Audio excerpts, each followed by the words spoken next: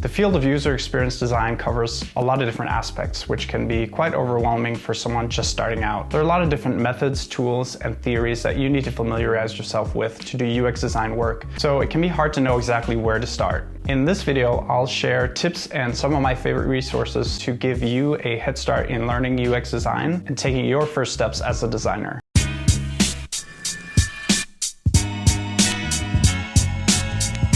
Hey everyone, David O here with more tips on design, growth, and productivity. This video is all about helping you getting started in UX design and answering some of the questions that you might have, such as what knowledge do I need as a UX designer, what are some of the most important skills to have, and what are some of the tools that I should learn. If you have a tip for getting started in UX design, please share it in the comments below this video. And if you enjoyed this video, don't forget to hit that like button.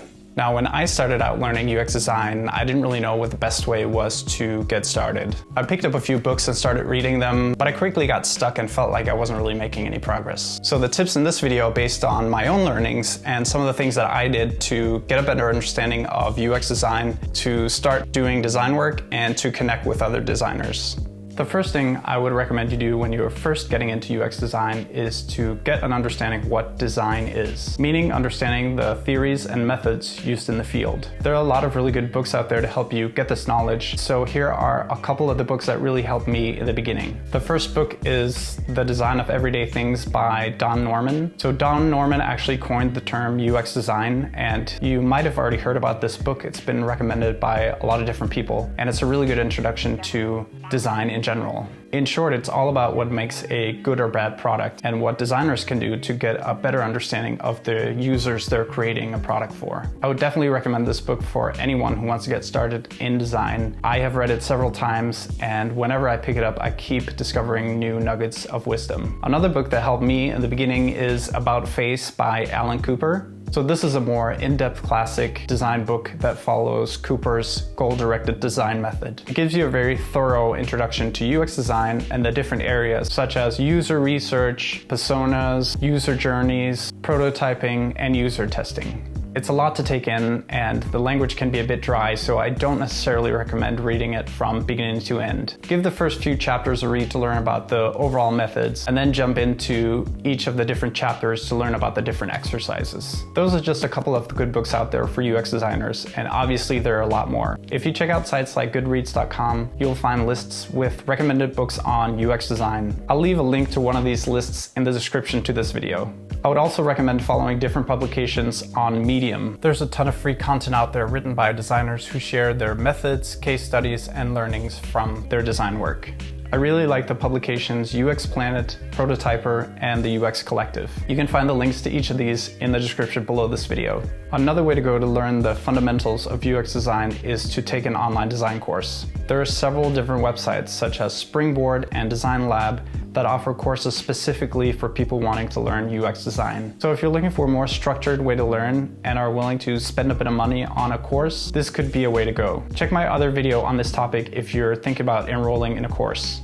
Once you've gotten an understanding of the design process and some of the methods that designers use to create digital products, I highly recommend you start working on a project of your own. A mistake that I made when I was first starting out was I got stuck reading my books for way too long and didn't start creating something using the methods that I was learning about. Somehow I think I was waiting for a magic moment or some kind of permission before I could start designing. I should have just started trying to make something, because when I finally did, that's when things started making sense to me. To really understand the methods that you're learning about, you need to put them into practice. So my advice here is to start making something as soon as you can, because it'll make a whole lot more sense when you do. This could also be a good time to pick a design tool and start learning how to use it. Now, I say a design tool because I want to stress the importance of not picking up 5 different tools at once and trying to figure out how to use them. There's no need to start using multiple different design tools, although it can be tempting to do so because there are so many out there. Again, this is a mistake I made when I first started out. I thought I had to learn how to use Sketch, Flinto, Framer, and Principle all at the same time, when I should have probably just focused on learning one tool, such as Sketch, which is the most widely used design tool among UX designers. Don't get too caught up on the different digital design tools out there though. Spend a lot of time with just pen and paper and explore the different ideas you have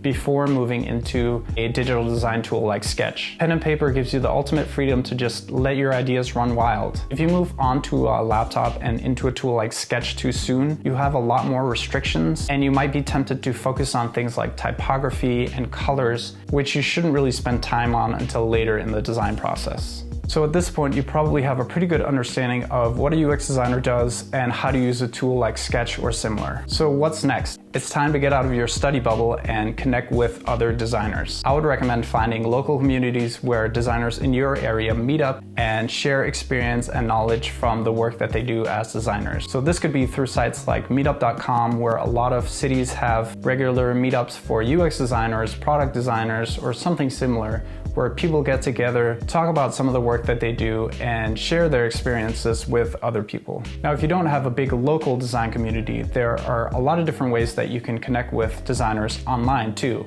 There are quite a few big UX design Slack groups where you can connect with other designers from all around the world, share your ideas, and get feedback on your work. I'm personally a member of a couple of really good ones, and I'll leave a link to more information about that in the video description. Another way to get your work out to other designers is through a blog post on Medium. If you've done the design for an app of your own or redesigned an existing product, share your findings and your work in a blog post. This is a really good way to get your work out in front of other people, and a really great exercise in communicating your ideas and solutions. And by using a platform like Medium, you'll be able to reach designers from around the world and get input and feedback from people with different backgrounds to help you on your learning path. If you're looking for more feedback and guidance from an experienced designer, you could consider finding a mentor. If you've met someone at a design meetup or in a Slack group, ask them if they'd be willing to give you a bit more feedback on some work that you've been doing, or ask them for advice on the next steps that you can take on your journey into UX design. A good way in could be to ask about their background and how they got started in UX design. Most of the designers I've met have been very open to helping out, so don't be afraid to reach out and ask for help from someone with more experience than you.